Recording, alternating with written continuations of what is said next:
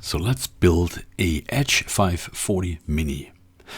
Now, the Edge is made out of EPP, which is a type of foam that's very resistant. I bought this kit at rcfactory.eu. It has a wingspan of 620 millimeters, a length of 615 millimeters, and all-out weight of 80 grams. That's a very, very light, but still pretty resilient plane for how it's actually constructed. Now, as for equipment, we're running a 2300 kV motor. We're running a ESC with 15 amp, 25 amp continuous burst and an integrated 2 amp BEC. We're also running HS40 servos, 3 pieces of these at 4.5 grams each, so they're tiny. And finally, the propeller.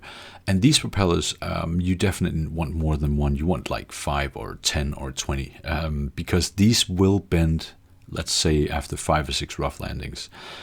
So it's a good idea to stock up on these, at least in the beginning.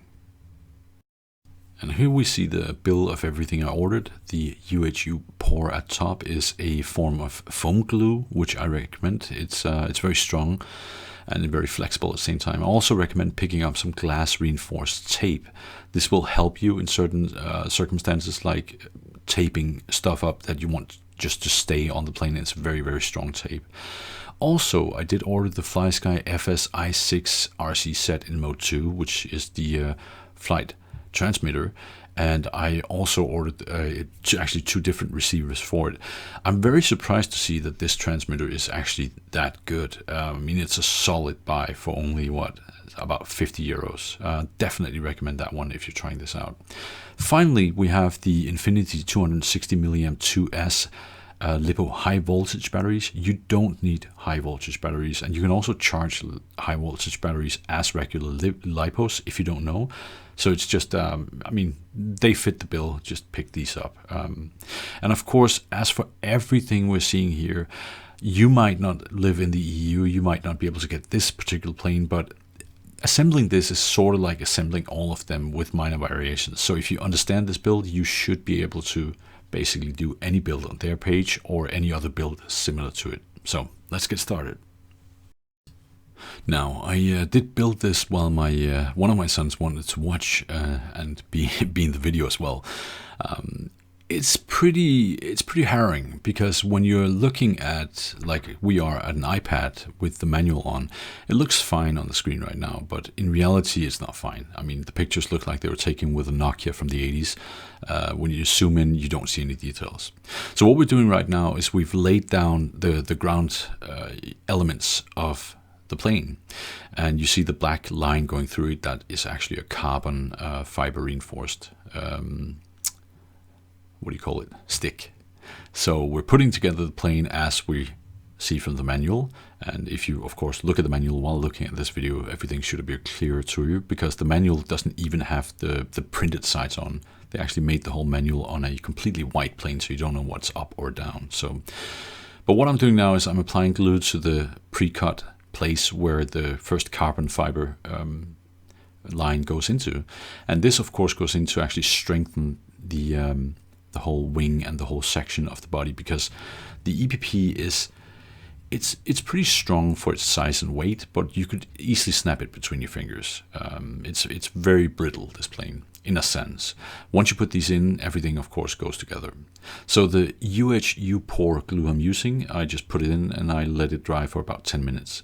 There are 3 ways to actually glue this. One is that you apply glue on both sides of the subjects, leave them for a little bit, like a few minutes, and then you put them together. That's supposedly the strongest in some opinion. The other is you apply to one side and mush it together. The third option is that you apply to both sides and you mush it together right away. So whatever you choose is going to be fine. You're going to figure it out. Just let it dry for 10 minutes. So I've inserted the carbon onto the back wing also to make that more rigid, and now I'm applying some glue, a little bit too much, and I'm putting the things together. So you might have noticed I've been putting things on top of the plane for some brief moments in the video. That is simply to make sure that everything is flat, because sometimes these do have a tendency to be a little bit warped out of the box. So before you glue them, you want to put down something on them that is actually heavy and will press it down. Now at this point, I also should point out that the manual for this particular plane, and I suspect a lot of their other planes are pretty confusing. It's showing 3 variants of a plane, and it's also showing that you have to cut those lines where I put the carbon fiber things into, but you actually don't have to, they're pre-cut. So also the video is probably going to be of great help here. Just take your time, go through the paces one by one, and look at the video if you have any troubles. So let's see, I'm trying to follow along with the video as good as I can here. So the next portion is simply letting it dry. And after that, I'm reapplying, as you can see, to the end of it, because what I did before wasn't good enough. So I'm just reapplying this time on both sides, pushing it together, and simply leaving it to dry. I've sped up the video about 500%, so it will take about 5 times longer than what you see to actually build it. It's not a bad build, and it doesn't take that long to build, I would say.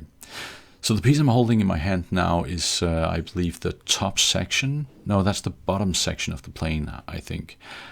So right now I'm gluing it in place. It has these tabs that go together. First I'm applying a little bit of glue where I can see they're going to connect. Then I'm putting it in, and then I'm actually gluing on the side of the plane and just leaving it there to dry. Building a plane like this, and the good thing about the UHU pour glue is that if you realize you make a mistake after a few minutes, you can actually still correct it. You can even take the plane apart if you do it within 10 minutes and just redo the whole thing. So it's pretty unforgiving glue. Not unforgiving, pretty forgiving glue. Also, the good thing is that if you ever crack anything in this, you can just glue it together and it will still fly fine. But due to its light weight, you have to remember that if you apply like 3 grams of glue on one side, you don't have to count it on the other side. But if you do that 5 times in a row in a day, it's going to weigh too much in one side, right? So the next step right now is their landing gear, and I actually debated with myself whether or not I was going to do this bit, because it looked fairly intricate and I didn't think it was going to hold up. But I'm very happy I did it, because normally I wouldn't do it because I hand launch and I usually catch my planes after. But with this one, with the propellers being this soft and this bendy when you land, it's actually been quite nice to have the landing gear, and I'm surprised to say that it's holding up really good. I mean, I did a lot of crashes with this, and it's just still on there. So what you're doing is basically you're taking a cross formation, again pre-cut holes and everything, applying the 2 carbon sticks, and then you're doing something pretty weird, where you are actually you're making this little plastic piece in the middle. And while you put it in there, you take some sewing thread and you make some loops around it in order to make the 2 carbon sticks kind of get pushed over that little plastic piece and stay in place. Once you've done this, you then apply glue on top of that whole sewing thread construction, which when it hardens will just keep everything in place. And that actually works really good. And of course, the carbon sticks themselves also get a dab of glue once they're in place. Also, as you might notice on the right wing, you can see a small white plastic tab sticking up. That small plastic tab is one of the rudders that I put in, as according to the manual, but due to the video being sped up, you might have missed it. It's simply just applying glue and putting it in the correct position. And the correct position you should be able to see in this video. In the manual, it's really hard to see if it should be facing one way or the other, but it should be facing the way that it is in the video now. The reason for this is that you want maximal throw. So when you're moving a servo, you want it to be able to push and pull the wing as hard as it can. I was definitely battling a little bit getting this done, but it was just pushing those foam pieces on and everything was actually solid. Now this next bit is much more weird. You're taking a banana shape and then you're taking one of the servo horns from the servos, which are one of the ones that look like an X, and you cut off the top and the bottom, so you only have a long line. And then you apply this on top of the banana shape. And after you do that, you then apply a small mechanism, which is better to look in the manual for. It's a screw in a thing and then a thing on the bottom. It's going to be self-explanatory. But then after that, you actually apply sewing thread over it again. And then you put glue on that. And then when it hardens, you have this small thing you can slide onto your servo, which will then be able to connect to the control rods that are going to pull and push your ailerons. Now, it should be said that I faced this banana thing so that the banana was pointing with the edges, like the furthest edges of the banana were pointing towards the tail of the plane. That is the wrong way to do it. You have to do it the other way, so it's pointing forwards. So the pointy ends of a banana would be pointed towards the propeller of the plane. The reason for this is that you get more throw. It's a minor difference, but it's still a very important difference, because with a plane like this, you really do want maximal throw on all angles. Whether or not you then decide to fly it like that the first time you fly is a matter of expertise. And the construction of the actual control rods is also depicted in the manual pretty good. But it basically involves taking a carbon stick and a very small plastic piece, and then taking a piece of heat shrink, which you absolutely must have, putting it over, and then once you put it over, you heat it up, and by heating it up, the plastic piece grows smaller and holds the two components together, and then you apply a dab of glue. Now, this seems like an unlikely construction, but you have to keep in mind that the plane is so light that it will definitely hold up. So once you do this, you slide on the control servo horn in what I've actually done as the wrong position. As you can see, it's pointing backwards, but I did correct it later. Then you slide in the control rod, and that control rod then has to go all the way down and grab onto the small plastic horns sticking up from the ailerons, so it can grab those. It's a little bit fiddly, but I mean, once you get the first one done, you kind of get the idea for the whole plane. So once this is done, placing those servos, by the way, like putting them in their grooves, is shown in the manual. The only thing you have to look for is orientation, but they only do fit in one way, so you can't really do it wrong. And now I'm placing another one of the servos up top, and this one I believe is for the rudder. So while placing this up here, I'm then after that placing the top of the plane, which also fits together with grooves. Then after that, I'm doing a massively critical wrong right here. So I applied glue to the whole part of the tail. The tail has this bent index, so this half circle that goes in. You should not apply glue to that part. I did. And I saw that it was wrong, and I just left the glue there, thinking nothing about it.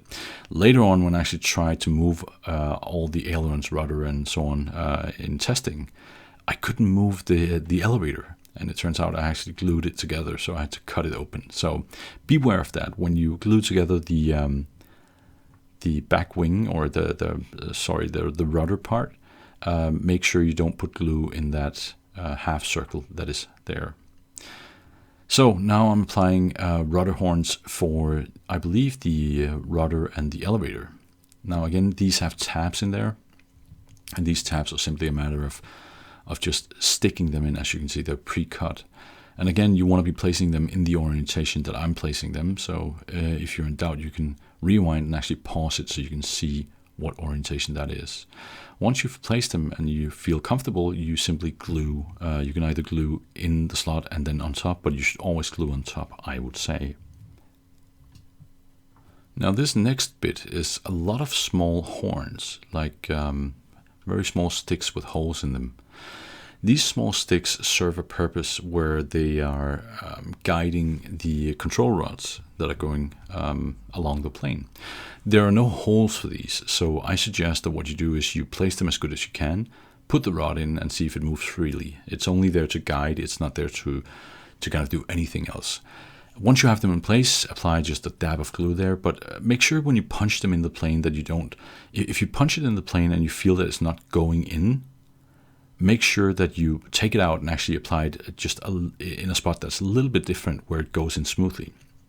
The reason for this is that this type of EPP does have some grains in it sometimes, and if you hit that, you actually make a small crater, which means that it's hard to get that thing glued in well. And that goes for everything. So here we see I'm applying these small posts on the side of the plane to guide the rods that are going over here, and just applying some glue to them as well. So as we can see here, I'm building another one of these control rods. So taking a carbon stick, a piece of heat shrink, and a small plastic piece. You just have to line them up so the carbon stick goes all the way up until the head of the plastic piece, and then heat up the heat shrink. Make sure you don't melt the actual control rod plastic. And it's pretty straightforward. It looks like there's even a left and right version of these small plastic pieces, but they're so small and tiny it doesn't matter on this plane. It could matter on a bigger plane, however.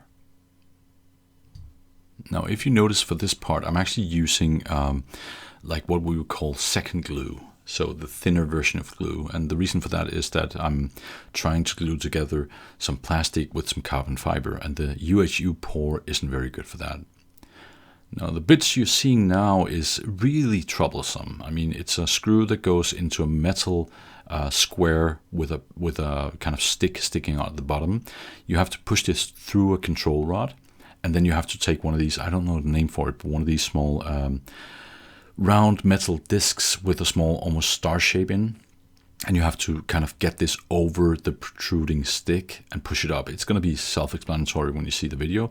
But when you do this, make sure you take your time and make sure you do like I do, where you push that thing down with both nails equally with force from each side. If you don't, it's going to say, and you're going to look for that thing for hours.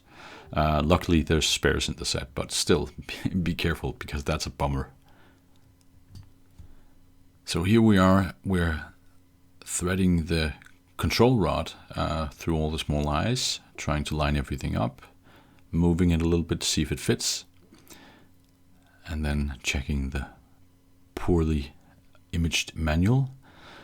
So everything seems to line up perfectly, and then I take the world's worst screwdriver and I tighten it up, and I see how it fits. Now, a word of advice here, don't tighten up the control rods so that they're stuck yet. Don't do that until all the way done when you're turning on the radio, because once you turn on the radio, all the servos are going to go from whatever point they're at until their 0 point, which means that if you've tightened up everything, your aileron, rudder, and elevator are all going to move in extreme positions maybe, which could damage something. And what you want to do is you want to turn on the radio, let everything calibrate to 0, and then you want to tighten up, because then that is actually 0. So here I actually made a mistake. I placed some of these wrong, so I just pulled them out, pushed them in, and these have been glued for, I don't know, 3, 4, 5 minutes by this point. But I can still, just applying a little bit of force while holding the body, pull them out gently, and then reinsert them. So it's really not a big deal. With the loose control rod, you saw me moving the rudder there, just to make sure that everything goes smoothly.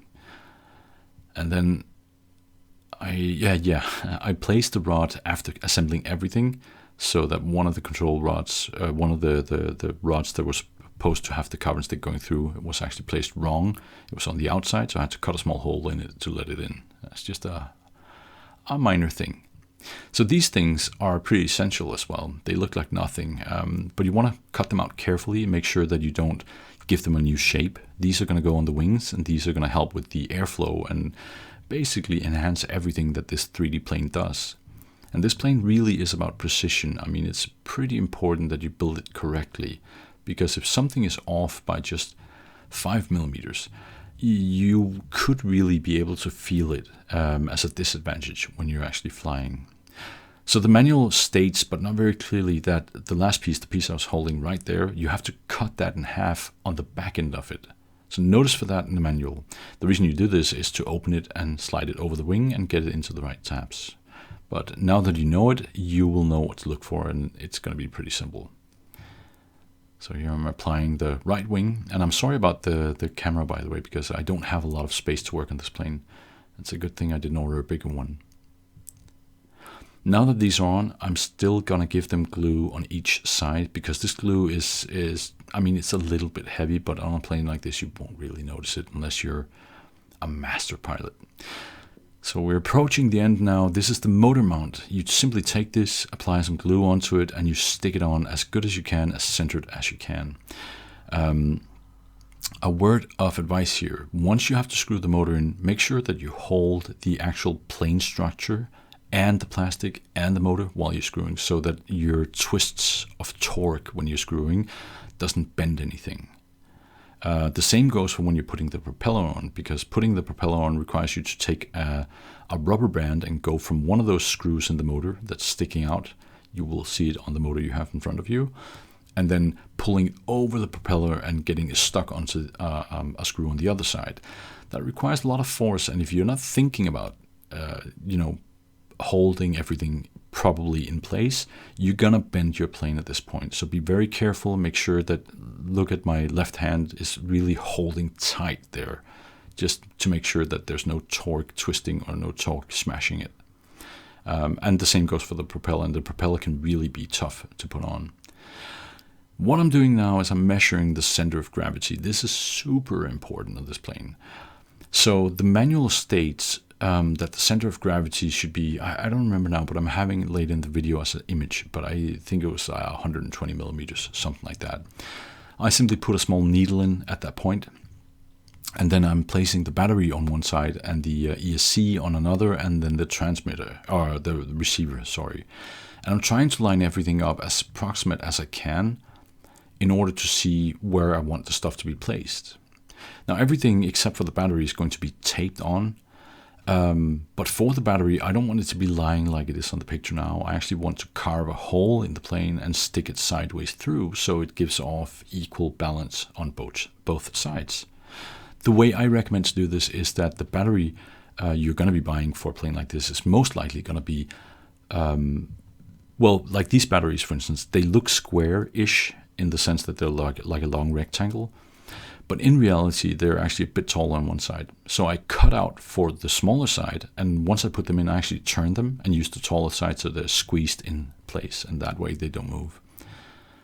So now I'm soldering the motor wires onto the ESC wires. This is like any other RC brushless thing. It doesn't matter which 3 wires go where. Once you then do it, you put the propeller on and you apply throttle and see if it actually moves the right way. If it doesn't, you swap 2 of the wires, and then problem solved. As for what servo goes in where on the transmitter, I'm going to have a picture after this also to show you, so that you're not in doubt about that. You should also notice that if you're buying this particular set, the yellow wire goes in towards the text on the receiver, which is very helpful to know. So now I'm finishing up here, placing everything, putting in the various servo cables in the right order, and then the final step is simply to kind of figure out where everything should go, make sure the center of gravity is correct, and then once everything is connected and everything is placed on the plane and you're about ready, this is where you fire up the receiver and give it power, and let all the servos jump to the point they want to jump to, and then you tighten up all the control rods.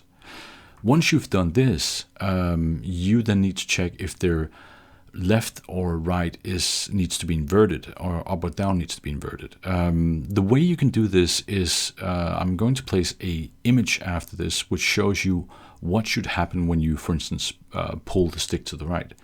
Then there's going to be a graphical image showing that one wing goes up, the other one goes down. If it doesn't do that, you have to go in on the remote and then choose inverse for that channel.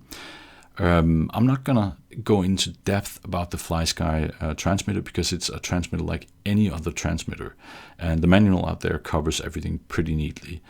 So if you need to make some adjustments, that's where you want to do it.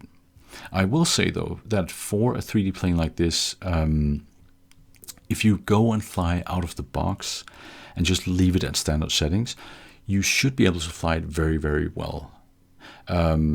If you haven't flown before, one of the things you have to be very careful about, especially with a plane like this, is that it has to be absolutely wind still. I mean, there can be no wind. I'm talking none, unless you know what you're doing. Because what's going to happen with a plane like this is that one small wind burst or one small too aggressive move on a roll axis will cause the plane to not only roll over like a quad would, for instance, but it will kind of be hard to get the balance right on the plane again unless you know what you're doing. So for the first flight, completely wind still, very, very relaxed movements on the stick, and just try to fly small circles, for yourself.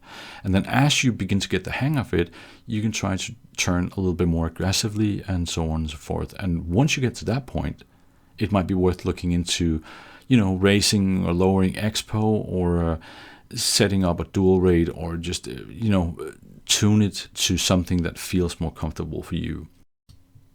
And while I'm finishing up here with some final touches, also it's very, very important with a light plane like this that if you're going to crash, turn off the throttle.